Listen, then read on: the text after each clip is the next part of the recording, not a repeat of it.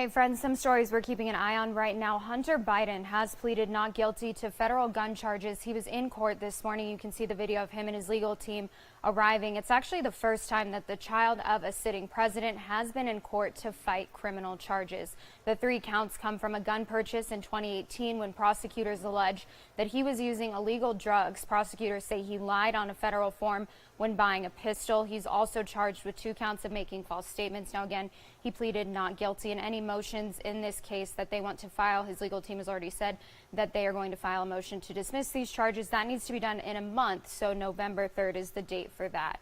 Another big story we're following in D.C., the House Speaker Kevin McCarthy, in a vote on his future, the House of Representatives plan to vote on a motion to remove House Speaker McCarthy. It's in place because of Florida Republican Representative Matt Gaetz. There are questions about if there are enough votes to push McCarthy out. Gaetz says he's pushing this because McCarthy has not lived up to some of the promises that he made when he got those votes to become House Speaker. In Arizona, we know at least one member is in favor of the move to push McCarthy out. We'll be keeping a close eye on that vote. That will take place just before noon today, so we'll let you know what ends up coming out of that. And here at home, one story that we are following today is Valerie Cavazos, your investigative piece that you have been working on, and it's part of your Free to Kill series, correct? Yeah, I've been looking at the criminal justice system reform efforts for more than a year now. So this was something that I had investigated before with murders, homicides. So just a little backstory here. This particular story I kind of came across just through an investigation of going down to the courthouse and looking at murder cases. And this one was actually put in the system erroneously. And then I was looking at it going, this is an odd case. This is a very, very chilling case. So I looked into it further. So what we have in this particular story is that there is a man who's an accomplished musician here in Tucson who is in jail right now on attempted murder. He tried to kill a random stranger. So I do have a clip from this piece. Yeah, we'll go ahead to and get it started. Take a look at that.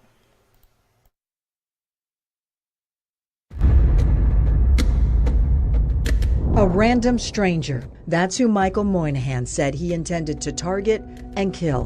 911 calls from witnesses describe what unfolded at the scene. I just saw some guy cut another guy in the neck. You see Moynihan here, wearing a white t-shirt, walking along the side of a Home Depot. It's caught on a security camera. Now watch what he does. He suddenly bolts towards a man leaving the store pushing a shopping cart. Did you witness it? I heard the screaming, and then when I turned around, I saw them collide.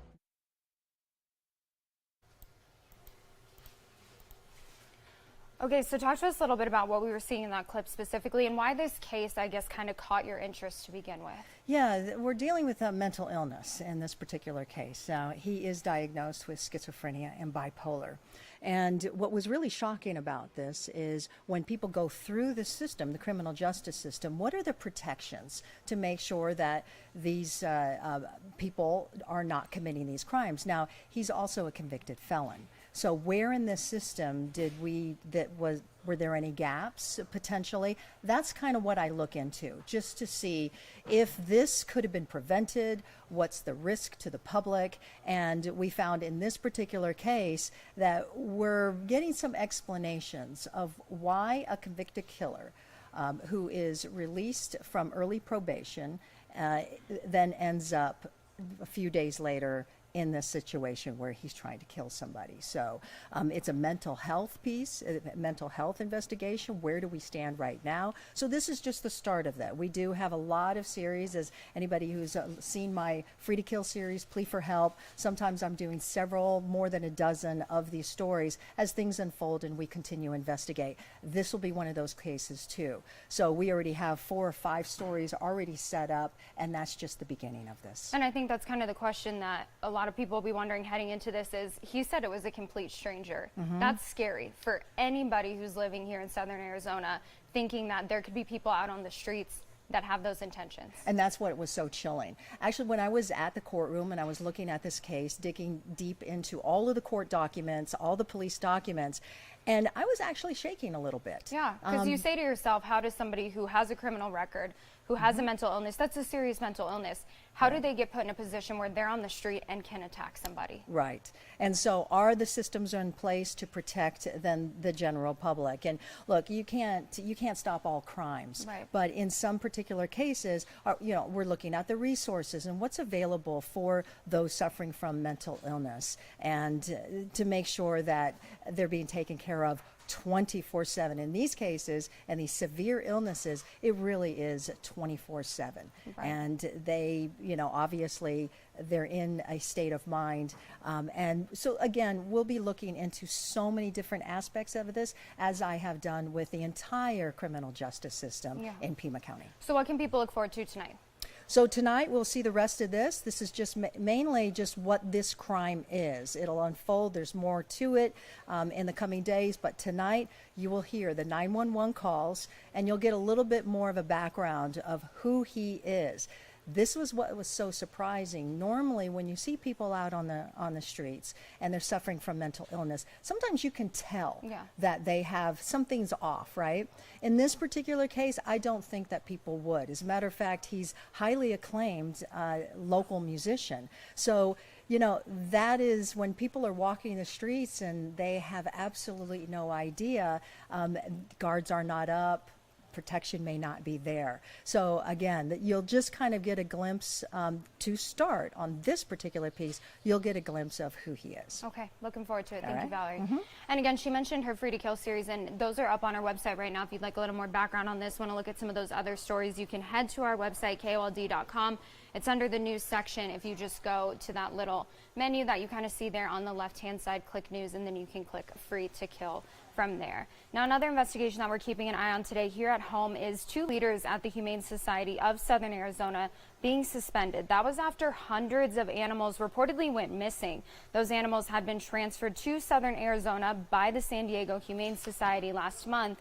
And while the Humane Society of Southern Arizona said that they were taken to a private group in Maricopa County and then adopted out from there, the San Diego Humane Society says that they have no proof of that whatsoever. They don't know where the animals ended up, and they don't even know at this point if they're even okay. The idea of an organization not being upfront that the animals were going to a single group that was going to remain anonymous, that is not a 501c3, that at this point, the idea that they're even a rescue group needs verification and clarification. We could have never foreseen that coming. Now, in a statement, the board said, quote, "The board understands 254 of the animals at issue were placed in adoptive homes. At present, the board is aware of no evidence to the contrary. Still, the San Diego Humane Society says they have no proof of that, and that is what they're asking for. The board says the private group that took on these animals does not maintain adoption records for larger organizations, but that they're looking at all the information available." So you can take a look at the full story up on our website right now, but still trying to get answers about what exactly happened to all of those animals. And another thing that we talked about a little bit yesterday and continue to talk about is monsoon 2023 being the hottest monsoon on record. Phoenix also experiencing a really hot summer. And get this, Phoenix is actually the only city in the country that has a government office specifically dedicated to heat response. But it's something that Tucson might now consider with summers getting hotter and feeling like they are just lasting longer. Even though we don't have an office specifically dedicated for heat in Tucson, the city of Tucson is already doing a lot of heat mitigation and building heat resilience across the community. Right now, my responsibility is to grow this program, this office, if you will, so that we can work on heat mitigation, but also in other actions that are really intertwined when it comes to addressing climate change. In the meantime, Tucson is doing things like focusing on some other solutions to combat the heat. One of those ways is actually planting trees. Tucson recently received a $5 million grant to help with that effort, and they say that they are now using those trees that actually need less water, they provide more shade, and they provide a habitat for wildlife.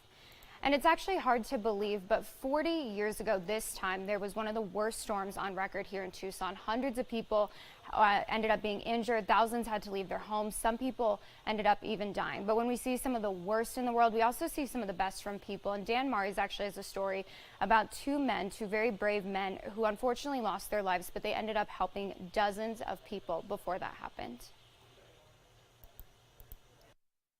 DPS pilot Thomas McNeff and flight paramedic Richard Stratman jumped into action during the devastating floods of '83.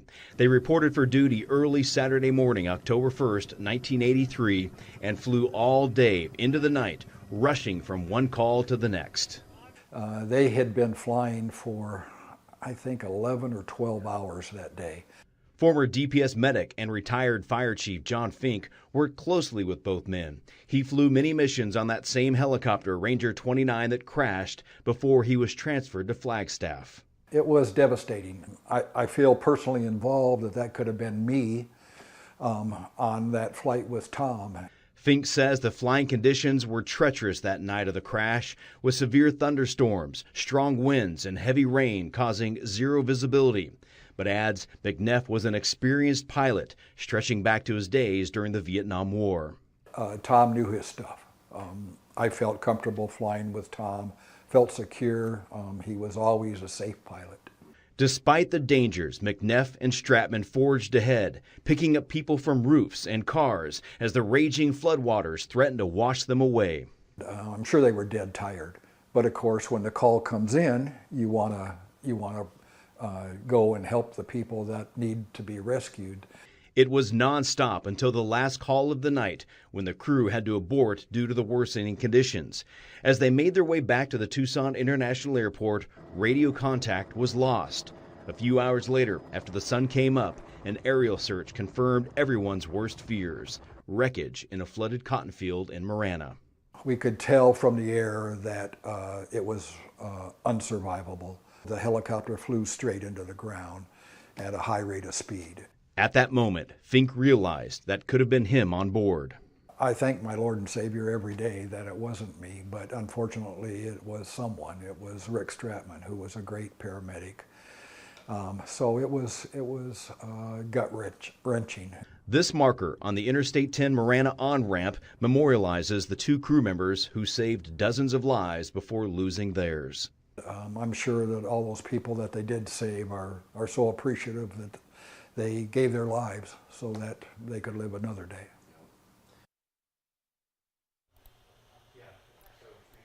Now, as far as weather goes today, this is a look at our 7-day forecast. 87 degrees, not too bad. And then we are getting up into the 90s for the next 6 days after that. But you can see no triple digits on the board, which is, of course, good news. And those overnight lows staying relatively cool, 57 tonight, 59 tomorrow night, and then in the mid-60s through the rest of the week. So nothing really to complain about. We do have a little bit of a storm chance on Friday and again on Saturday. So cross your fingers that we get some precipitation because, again, we had a pretty hot monsoon this year. And taking a live look out right now, you can see those clear, dry conditions out there. Wind not as breezy as it was yesterday, not really seeing those trees moving. So that is some good news if you don't like those allergies and some of those gustier conditions. As far as weather goes, nothing too concerning for the next 7 days. We will have the latest look at some of those stories we're following, including what's going on with House Speaker McCarthy, Hunter Biden, and everything else happening here at home coming up at 2:30. So we hope you join us for our FastCast then. Have a great rest of your Tuesday, and we'll see you back here soon.